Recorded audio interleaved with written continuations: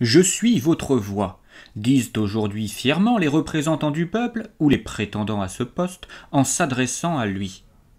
Mais pourquoi diable ce brave peuple aurait-il besoin que quelqu'un soit sa voix? Est-il muet? Alors que cette phrase fait la fierté de tous ceux qui évoluent dans des démocraties représentatives, je dis quant à moi qu'elle est à ranger dans les slogans honteux. C'est bel et bien le propos le plus scandaleux que puisse tenir une personne dans un système qui se veut démocratique. Même un homme muet devrait être scandalisé qu'on lui propose d'être sa voix pour ce qui concerne les affaires politiques. Même un homme physiquement incapable de parler pense et sait exprimer ses pensées. Même lui n'a pas besoin de choisir celui qui aura la mission de parler en son nom et de choisir pour lui les lois. Alors que toute personne devrait être scandalisée qu'on lui propose d'être sa voix, j'entends les chefs d'État proclamer fièrement devant tous les membres du peuple qu'ils sont leur voix. Tel un berger qui clame haut et fort devant ses moutons, « Je suis votre berger ».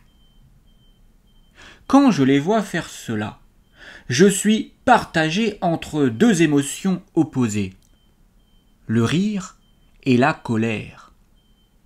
Mais au bout du compte, quand je vois que cela ne dérange pas la majorité du peuple, c'est une troisième émotion qui l'emporte, la frustration.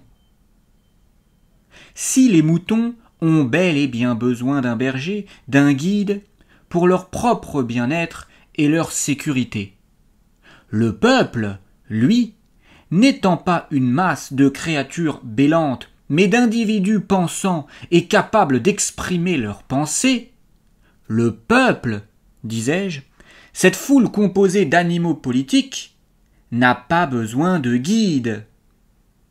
Le peuple a besoin, via le langage que la nature lui a offert, d'utiliser sa voix pour débattre des directions à prendre, pour exprimer ses opinions et choix politiques. Il a besoin qu'on le laisse utiliser sa voix pour débattre des lois et les voter, et non pour choisir celui qui aura ces missions-là. Si tu ne veux pas utiliser ta voix pour faire cela, retourne te faire traire avec les brebis ou dresser avec les chiens bien domestiqués qui les gardent, et cesse de bêler ou d'aboyer quand on abuse de toi. Retourne avec ce bétail, car c'est bel et bien comme un animal de ferme que tu te comportes. Et oui, animal de ferme ou animal politique, il te faut choisir.